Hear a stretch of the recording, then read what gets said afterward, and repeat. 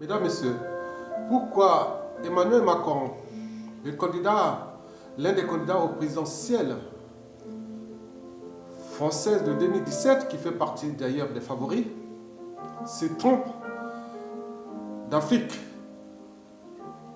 de ce début du XXIe siècle? Oui, il est en train de se tromper d'Afrique avant même d'être élu, ou non? Bien sûr qu'il est jeune, mais il est quand même entouré. Et si il reste dans le même état d'esprit, c'est-à-dire de la France-Afrique du passé, du Moyen-Âge, qui a existé entre 1959 à 2017 aujourd'hui. Écoutez ce qu'il a déclaré sur RFI. Je cite: nous devons avoir un dialogue exigeant avec les responsables africains et une politique transparente en termes d'aide publique. Voilà tous ces langages il faut maintenant éviter de le prononcer avec la nouvelle Afrique. Ça, ces discours-là passent avec l'ancienne Afrique, l'ancien cycle de la France-Afrique qui a déclassé cette Afrique, qui a construit des régimes politiques antidémocratiques, antisociaux et surtout criminogènes. Oui, ce discours-là, c'est le discours de la France-Afrique des années 60 à 70, de papy, de mamie. Nous devons avoir un dialogue exigeant avec les responsables africains et une politique transparente en termes d'aide publique. Mon Dieu. Mais non, détrompez-vous. Si vous voulez travailler, maintenir votre France-Afrique, qui continue à déclasser l'Afrique et aussi l'image de l'Afrique francophone et d'ailleurs de la France aussi, parce qu'elle devient le problème des libertés fondamentales et des alternances et des alternatives politiques en Afrique noire. Bien sûr que vous avez maintenu par la force, par tous les moyens que vous disposez. C'est sous-préfet, c'est sous-téton négrier. Mesdames, Messieurs, oui, Emmanuel Macron dit: nous devons avoir un dialogue exigeant avec les responsables africains. Mais quels responsables? Bien sûr qu'il a parlé en français. Donc cela veut dire que c'est des responsables de la France-Afrique, l'Afrique francophone. L'espace linguistique qui regroupe le plus grand nombre de dictateurs du continent noir. 80% des dictateurs d'Afrique sont francophones. Et là, vous allez voir un dialogue exigeant avec ces dictateurs, ces gens avariés, déclassés, souillés.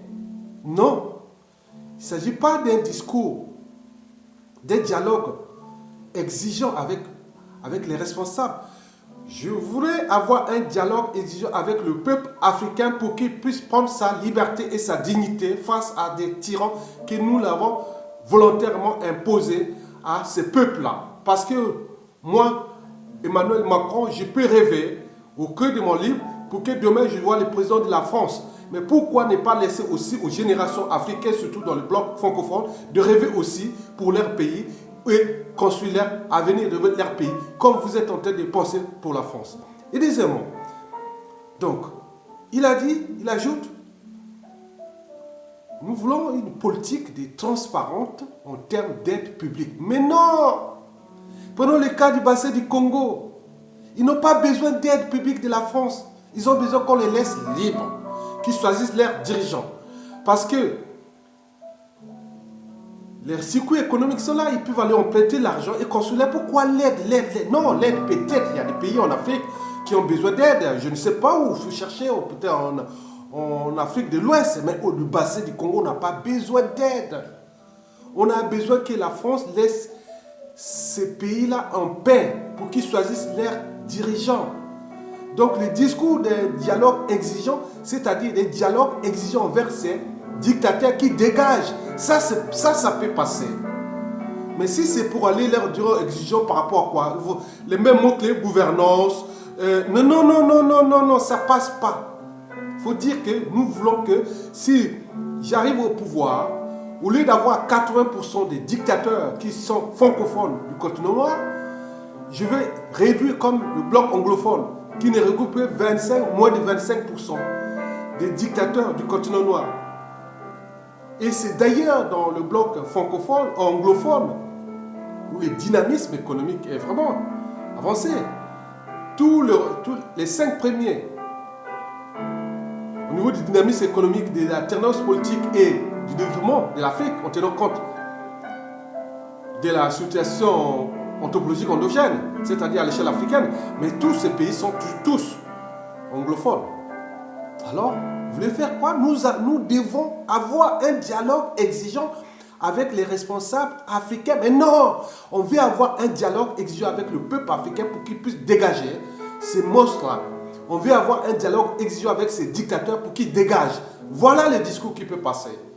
Et deuxièmement, on veut avoir une politique transparente en termes d'aide publique. Non. Zappez ce mot d'aide. On ne veut plus de ce mot-là. Ne prononcez plus le mot d'aide ou coopération. On ne veut plus. C'est des mots-clés qu'il ne faut plus prononcer en Afrique avec la nouvelle génération africaine.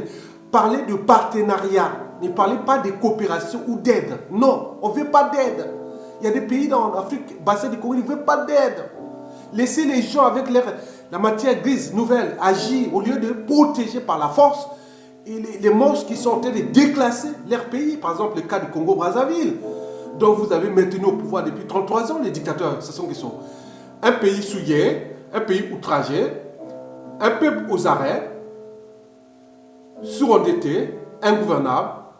La condition humaine est exécrable, alors que nous n'avons que 5 millions d'habitants pour une superficie qui est 10 fois et demi, qui c'est celle de la Côte d'Ivoire et du Japon. Et nous sommes le 4e pays producteur de pétrole, le 3e des bois précieux, plus tout ce que nous avons comme mines solides, et etc. etc. C'est un service qu'on aurait pu créer, valeur ajoutée. Mais là, 80% de la population dans la merde. Est-ce que vous allez vous mettre les gens qui naturellement sont riches et vous allez dire on va vous aider?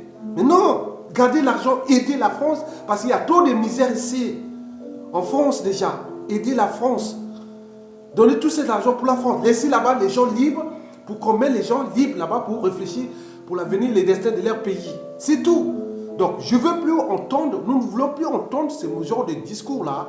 Nous devons avoir un dialogue exigeant avec les responsables africains. Non. Est-ce que vous avez un dialogue exigeant avec les responsables asiatiques ou les responsables américains ou les responsables, vous avez un dialogue avec, voilà. Est-ce que vous avez une politique transparente en termes d'aide publique aux Asiatiques ou aux Américains ou aux Arabes? Non. Pourquoi toute l'Afrique et surtout l'Afrique francophone? L'Angleterre ne parle jamais de ces mots, ces genres de langage. Mais pourquoi il n'y a que la France? Vous voulez mettre toujours les gens sur les camps de la servitude et de l'enfant, comme si c'était des enfants. Mais non, non, c'est pas vrai. Donc, Emmanuel Macron, vous devez changer ce discours, s'il vous plaît, parce qu'il ne passera pas. On zappez des mots-clés de coopération. Si vous êtes demain élu, zappez aide ou coopération. Non, mettez partenariat, partenariat, partenariat, partenariat. Aide, on ne veut pas. Coopération, on ne veut pas. Ces mots-là, c'est le mot du passé. Et demain, il y a des mots-clés qui sont aussi au niveau de l'Afrique. Par exemple, ici, les Africains, quand ils arrivent ici, ils sont souvent considérés comme immigrés ou qu'ils soient diplomates ou autres, on les voit comme immigrés. Là-bas, le mot expatrié sera aussi banni en Afrique demain. Ne parlez pas d'expatriés, parlez de diplomates ou d'immigrés. Voilà. Soit il est arrivé comme diplomate ou immigré, c'est tout. Donc on est immigré, on est au même niveau. Donc arrêtez ces genres de langage, on doit les raisonner. Donc arrêtez de reprendre les mêmes erreurs que vos prédécesseurs. Depuis De Gaulle jusqu'à nos jours, ça a échoué. Tout a échoué. Sinon la France, avec son prix carré, il sera au premier rang économique européen d'abord, et aussi peut-être au 3e rang mondial ou 4e. Mais là, il est en danger parce qu'une dette abyssale. Et l'économie, voilà. Je ne sais pas comment vous allez faire, prendre cet argent pour aller aider l'Afrique. Aide publique par rapport à quoi? Non. Non, il y a des dossiers qui seront entre la France et l'Afrique francophone, en ce qui concerne surtout la monnaie et plein d'autres dossiers. C'est ça qu'il faut traiter. On ne veut pas, et surtout l'alternance politique. Il ne faut pas maintenir ces êtres stupides, trop stupides pour être utiles à la communauté d'abord francophone d'Afrique noire, mais aussi pour l'humain et nos relations stratégiques, on aurait pu créer des valeurs ajoutées énormes dans ces deux écosystèmes francophones, c'est-à-dire entre la France et soi-disant son précaré. Mais là, non. Donc arrêtez de répondre cela. Donc zapper. Ce mot aide-là, coopération, non, aussi, c'est partenariat. Et pour les dialogues exigeants, vous devez demander un dialogue exigeant avec les dictateurs qui dégagent. C'est tout.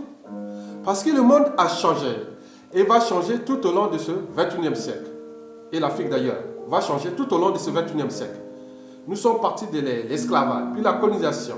Il est arrivé, les néocolonialistes ont été tenus en partie par la France et aussi les Africains, mais parce qu'on a mis ces mauvais qui sont là en train de bloquer tout un écosystème humain, surtout le bloc linguistique francophone.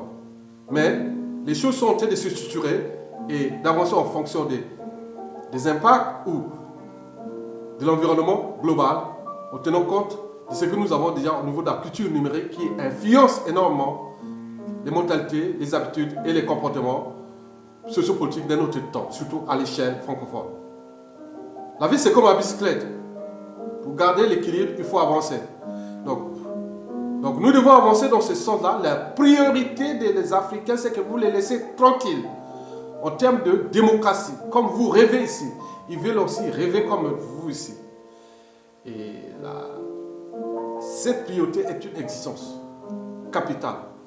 Ne plus bloquer l'Afrique en maintenant ces mauvais qui ont tout déclassé, non seulement l'image de leur pays, mais aussi de l'Afrique, de la France d'ailleurs. Elle est liée, sont liées. Donc vous devez repenser ces équilibres-là. Donc, je pense que le message est passé et à bientôt.